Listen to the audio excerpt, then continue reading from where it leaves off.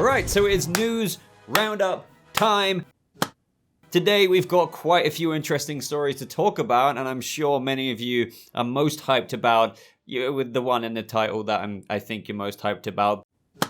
So, of course, we are going to talk about Hugh Jackman's Wolverine returning. We also have some updates on the Blade movie, and it doesn't sound so great there. And in other MCU news as well, we have some teasers for Elizabeth Olsen's Scarlet Witch, which I definitely want to hear your thoughts on and theories with regards to that. But if some of you tuned into my previous news roundup video, you'll know that we were talking about Warner Brothers Discovery, with the whole rumors, with are they going through another merger? Is David Zaslav kind of cleaning house, making sure everything's prim and proper to eventually sell it in a few years' time? We've got an update on that, but also a shady update with regards to Warner Brothers Discovery and how apparently there is now a lawsuit against them, which is the last thing they need right now. As always, ladies and gentlemen, there will be timestamps if you want to just skip to a certain story. Would appreciate it if you like the video. It really helps boost these out in the YouTube algorithm. And of course, if you want to stay up to date on all kinds of news that I think is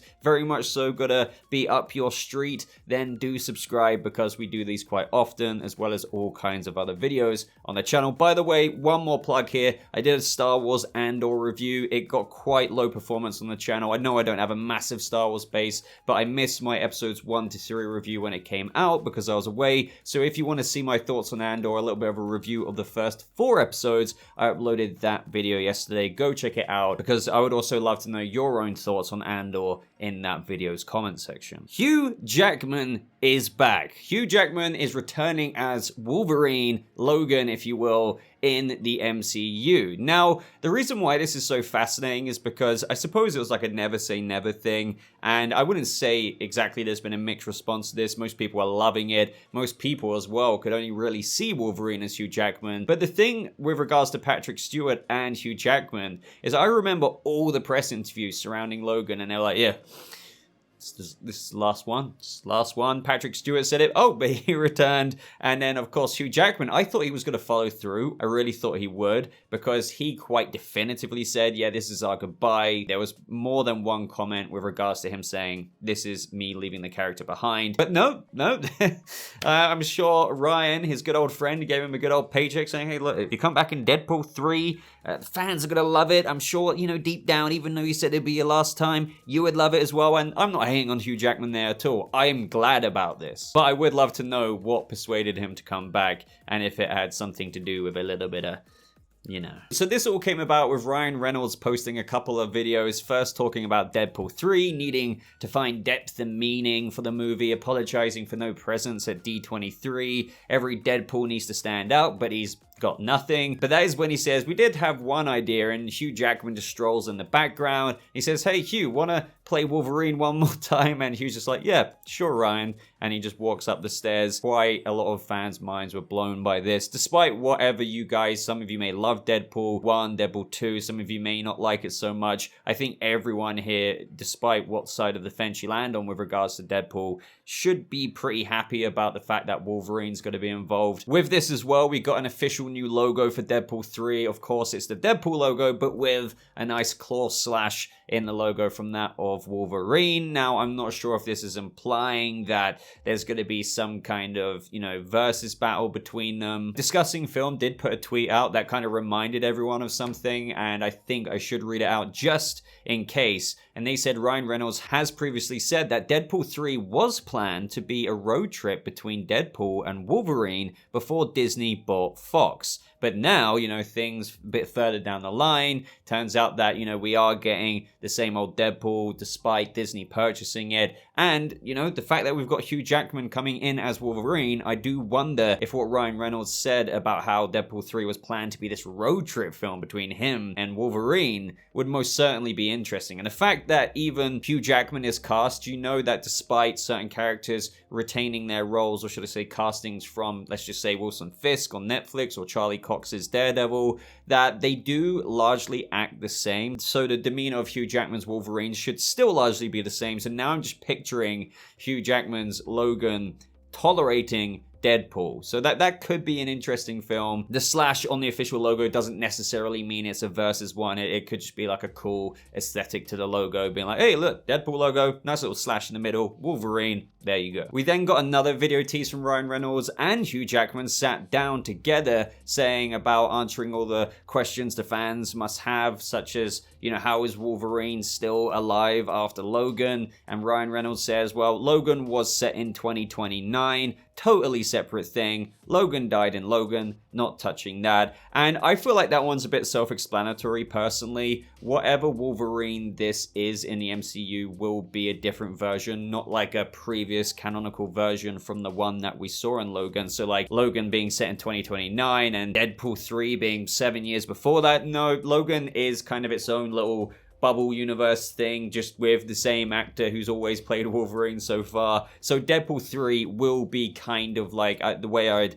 advise you to view it is like how Charlie Cox is Daredevil in the MCU. It's like Hugh Jackman is still Wolverine. But the funny thing about this video as well is just as they're getting into the details, the audio cuts out, and then we have the song Wake Me Up Before You Go playing, so you don't hear any of the details. It's just like a little bit of fun. And at the very end of it, we have Hugh Jackman saying, love you, Kevin Feige, love you, MCU. So I think no matter what, if you're a major Deadpool fan or not, the marketing and the buzz surrounding this, especially as we get further and further and further into it, will be pretty huge by the time production starts, or during production as we get to see that. And lots of fans are wanting that kick-ass Wolverine costume that he never technically wore. Maybe that could appear in Deadpool 3, and it does feel like more of a MCU-y kind of thing to do, to put Hugh Jackman's version of the character, albeit even if it's a slightly different version in the MCU, in that armor. But let me know your ideas down in the comments below. First and foremost, what do you think about this? Were you hyped for Deadpool 3 anyway? But what do you feel now, whether you weren't hyped for it or if you were, the fact that Hugh Jackman's Wolverine is returning, just like we've had with other characters crossover from Netflix now into the MCU, while Hugh Jackman is the latest version of that to happen. Up next, we have another story, and that is with regards to Blade. Now, Blade has been something that's been in the works for quite some time, but unfortunately, we've got a little bit of a disappointing update, I guess you could say. And this is coming from The Hollywood Reporter, and they say Marvel's Blade loses director Bassam Tariq. The project, which stars Mahershala Ali, was gearing up to shoot in the fall. So Marvel Studios will no longer have that director at the helm, and obviously, as this report gets into, they're rushing to find another director, but it's already had a few pushbacks, and now this is inevitably going to set it back a teeny bit more, obviously. The article goes on to say that Blade, which has a release date of November 3rd, 2023, was gearing up to begin shooting in November in Atlanta. It is unclear how Tariq's departure will impact the production start of the vampire action thriller, which has Oscar winner Mahershala Ali in the title role, with the cast also including Delroy Lindo and old actor Aaron Pierre. Due to continued shifts in our production schedule, Bassam is no longer moving forward as director of Blade, but will remain an executive producer on the film, Marvel said in a statement to The Hollywood Reporter. But that's not the only update, believe it or not, that we have. Now, we have an industry insider here known as Jeff Snyder on Twitter talking about this, and I've referred to him several times in the past. He's very well known, and what he has to say is, I'm told that the current Blade script is roughly 90 pages and features exactly 2 lackluster action sequences. Mahershala is said to be very frustrated with the process. Feige is said to be spread too thin. But hey, that's just what sources are telling me. Don't shoot the messenger. Now, as for Mahershala Ali's frustration with this, I literally couldn't blame him. I think he is a fantastic casting. He literally is Blade. He is an incredible actor as well, which is why I think so many people are really buzzing to see a modern iteration of Blade on TV with him at the helm. And as I mentioned at the beginning, this has been going on for a while, and now, we hear this, and now an insider is saying that at least their sources are telling them that not only is Mahershala Ali kind of frustrated with this and, now we've lost the director, but apparently it's 90 pages long and features exactly 2 lackluster action sequences. That doesn't really seem to sound so promising. And additionally, Feige is said to be spread too thin, so maybe he's not giving it the attention that it kind of needs right now, especially amongst all of this delay and various things cropping up with it. So, I mean, I'm optimistic that Blade will get the care it needs eventually, but what I am looking at this through the lens of right now is that it definitely will disrupt the release date of November 2023, and apparently it's undergone numerous rewrites already, and it's just now apparently it's still got lackluster action scenes and stuff. So ultimately, as I say sometimes, we're just gonna have to watch this space, see how it pans out. I don't think Feige, even if he is spread too thin, will let this be an absolute dumpster fire, because it does have a lot of potential. But what do you guys think about this? Let me know any and all thoughts down in the comments. Up next, before we get into the Warner Brothers Discovery drama side of things, I think quite a few of you will be interested in, is the last MCU mini update here. Now, this might not be madly refreshing or,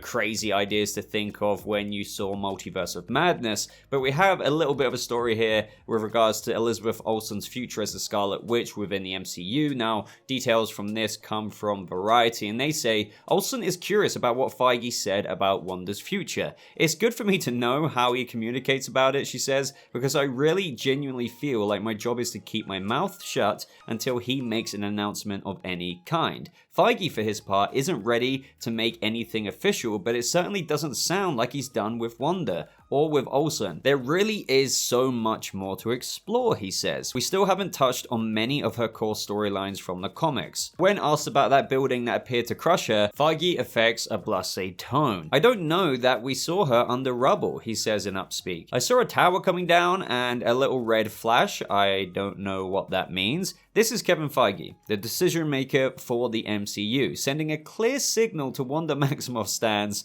They never found the body, as the saying goes. I'd work with Lizzie for another 100 years if we could, he continues, and then throws out one more final hint before he signs off. Anything's possible in the multiverse, we'll have to see. My thoughts on this with the latter comment, anything's possible in the multiverse, kind of that infers we could see a different version of Wanda, but that's really not along my line of thinking. It's more what he said before. He saw a tower come down, a little red flash. That's what I'm more subscribed to the idea of, that Wanda just didn't die. I mean, sure, after being devastated at the end, some people truly do believe that she let herself be crushed, but when you don't see a body, they could have cut to a hand under the rubble or something like that. She's alive. She's out there. She could have teleported anywhere. There is, as Feige said, so many more stories with Wanda Maximoff that they haven't really touched on, even though they have gone quite far in terms of an arc with her character, all the way to, obviously, Multiverse of Madness, where she was quite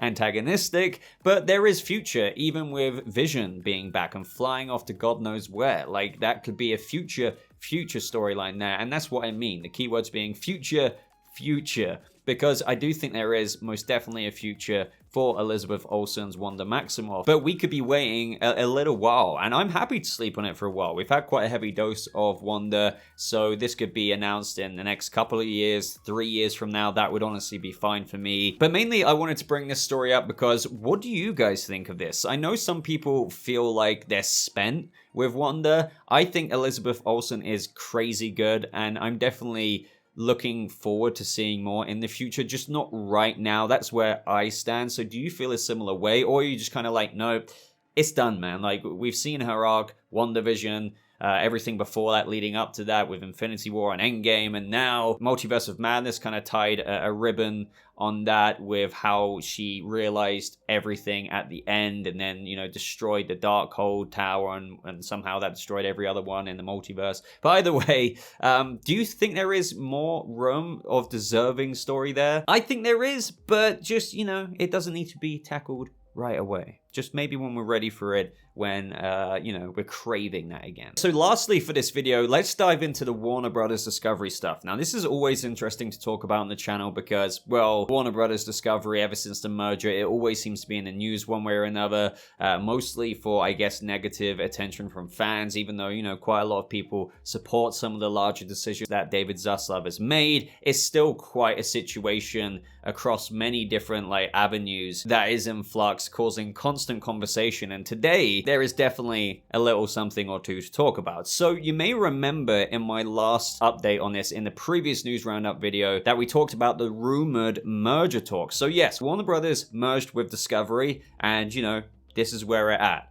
But there may be another another merger coming with NBC Universal, or so the rumor went, and that everything surrounding David Zaslav, I mean, don't get me wrong, you know, to preface this, he obviously needed to get his shit in order with regards to Warner Brothers, try and make it successful, really try and fix some of the criticisms that pretty much everyone has with whether it's their movie or TV department. But what if he was also doing that to possibly sell in a few years' time? Well, this one comes from the Hollywood Reporter, and they say that David Zaslav says Warner Brothers Discovery is not for sale in town hall with staff. Warner Brothers Pictures plans to return to a full theatrical slate, while Warner Brothers TV will continue to sell to other outlets as well as HBO Max. Warner Brothers Discovery on Wednesday held a company-wide global town hall with CEO David Zaslav and his top creative deputies discussing the current state of the company and their vision for where it should be going. Zaslav was joined in the room by HBO chief Casey Bloys, Warner Brothers film chiefs Michael DeLuca and Pamela Abdi, and Warner Brothers TV topper Channing Dungji, according to an attendee. The executives acknowledged the disruption and difficulty all media companies are facing in the current environment, and also the challenges in integrating Warner Media and Discovery. And Zaslav also emphasized that he and his team are committed to the long haul as a pure play content company, and it is not thinking about any other deal making despite rumblings about sale talk down the line. Warner Brothers Discovery is absolutely not for sale, Zaslav told attendees,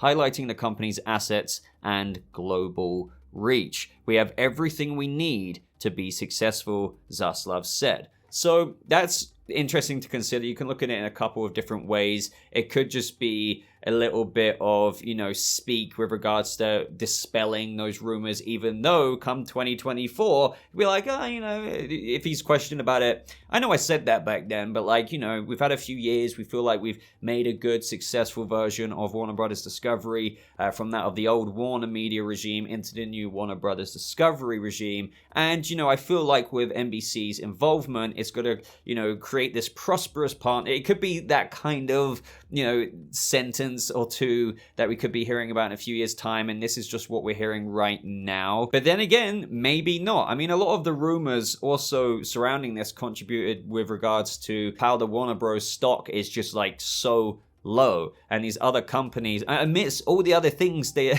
having to deal with, as I said, billions they're shaving off. That's why you had all of these titles taken off HBO Max overnight, so they don't have to pay residuals, certain projects that are cancelled, things like TV shows that are passed on. So yes, they may still come to fruition, like Batman Cape Crusader, the HBO Max Constantine series, even though it's not HBO Max anymore. These are being shopped around. All of this you can just, you know, link under one umbrella, which is again why, you know, people were speculating in the industry, and insiders were saying that this could very well be happening, another merger in a few years' time. But the article goes on to say some other interesting things, speaking to what even I was just saying. At Warner Brothers TV, Dungji, I have no idea if I'm saying that right, is it Dungy or Dungji, said that while her studio will sell quite a bit to HBO Max, it will also continue to sell to other outlets and platforms, specifically calling out the success of Abbott Elementary on ABC, which Warner Brothers TV produces, as an example of what the company can deliver to third parties. And again, namely what I was just saying, Batman Cape Crusader, Constantine, also Madame X. That was being helmed all under Bad Robot Productions, J.J. Abrams. It was this massive deal signed between Abrams and his production company and Warner Brothers, that they were meant to make these Justice League Dark spin-off things, Justice League Dark movies in regards to like Zatanna, and all make it this kind of connected thing. But they passed on it, and it's like, okay, but we're still going to shop it out to other places, even if WBTV is producing it. But carrying on the film front, DeLuca and Abdi said that they are focused on building out a full film slate with a goal of releasing 15 to 20 theatrical movies per year, spanning all genres. And DeLuca and Abdi are the very people responsible for forging the future film division and the TV stuff. They are meant to be replaced by this new DC's Kevin Feige, but for now they hold the reins. So for example, they're the people who secured this new Constantine 2 movie with Keanu Reeves, things like that. So they are the main people sat on each side of David Zaslav's shoulder, if you will, until he finds his chosen one. The article goes on to say that the town hall is the first event to feature Zaslav and all of his top creative deputies since the Warner Media Discovery merger was completed back in April. Since that time, he added DeLuca and Abdi and began the process of combining the two companies. And Zaslav is searching for an executive to lead its DC Comics division to turn the brand into a serious competitor to Marvel Studios. The company says that it will merge HBO Max and Discovery Plus in 2023, though many specifics are still to be determined. And that's when HBO Max and the Discovery Plus app become one. It's going to have a new name, and that app on your TV or console or wherever you watch it on, or maybe browser, will have this whole new, I guess, get up. But there has also been speculation in Hollywood that the company may just be trying to get its ship in order so that it can be sold again as early as 2024, owing to the complicated structure of the merger. The company cannot seek a large-scale deal like that before then. Zaslav's comment at the town hall were clearly meant to temper that speculation.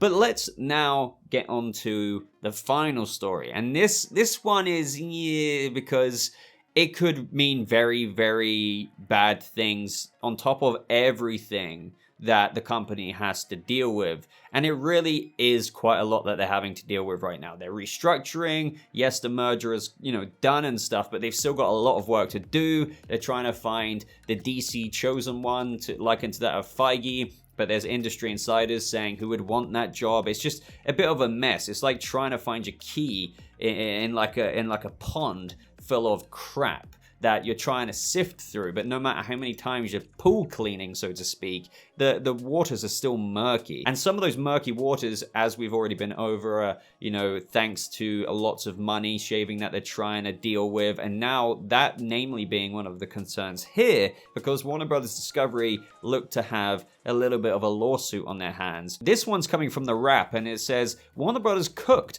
HBO Max subscriber numbers, misled shareholders in Discovery merger, lawsuit claims. An Illinois police pension board bought the suit, suggesting hundreds of thousands of Discovery shareholders were duped. Warner Brothers cooked its HBO Max subscriber numbers by as many as 10 million and misled shareholders in other ways that violate the Securities Act to complete its merger with Discovery, according to a class action lawsuit that claims it could potentially represent hundreds of thousands of plaintiffs. But carrying on, and it just gets more interesting here, the lawsuit names Warner Brothers Discovery CEO David Zaslav and CFO Gunnar Winsfels as defendants. Warner Brothers Discovery did not immediately respond to a request for comment. The lawsuit says that among several other adverse information being kept hidden, the merging companies overstated the subscriber base for HBO Max. Warner Media was improvidently concentrating its investments in streaming and ignoring its other business lines, and overstated the number of subscribers to HBO Max by as many as 10 million subscribers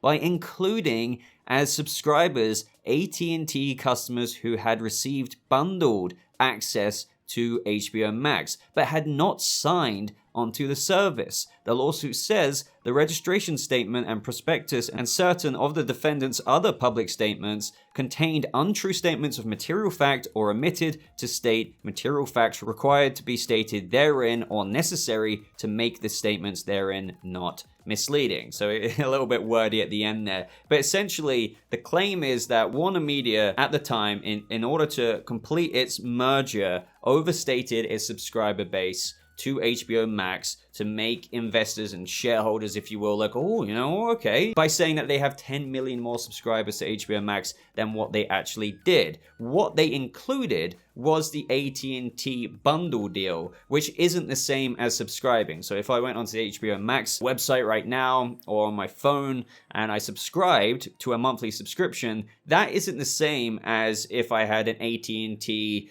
phone deal or something like that where I signed up to that service. But as one of the perks for me joining that, they're like, hey, yeah, have HBO Max for a year. So you're technically a member or a subscriber in a sense of speaking to HBO Max, but you're not paying a monthly subscription of $14.99 or however much the HBO Max monthly cost is. So do you see what I mean there? That's a difference to being a subscriber because you got the membership through a bundle deal to that of an actual month-to-month subscriber paying $15 a month, and they included 10 million members of HBO Max who aren't subscribed month to month, paying that bill every month in their, grand total to somewhat make it seem a little bit more to the shareholders, which is what has brought all of this on. And if that is indeed the case, then that's a little bit like, that's not so great. And they may have a very good case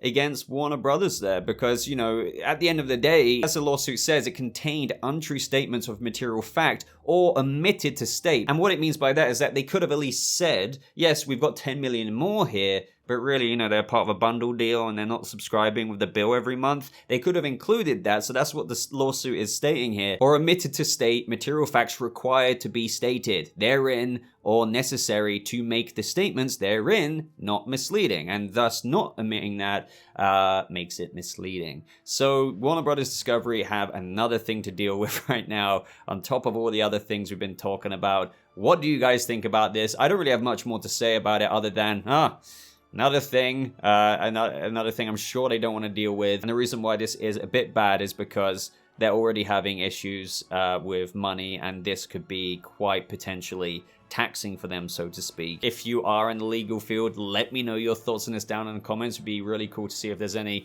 legal subscribers in that of US law here. That just about wraps up today's news roundup video. Let me know your thoughts on absolutely everything: Wolverine, other MCU stuff, Blade, Wanda, WBD stuff. I read every single one of your comments, so very eager to see what all of you have to say. As always, would really appreciate a like on the video. If you want to stay up to date with me a little bit more, you can do so very easily. Links are always down in the description for my Twitter, my Instagram, and other places like that. You can support me, such as Patreon, the join button on the channel, or even the super thanks feature, which is going the extra mile. So I would appreciate it if you guys check those out. Thank you so much for watching. I hope you all have a lovely rest of your day, and I'll see you people of any and all kind of universes out there in the next video. Goodbye.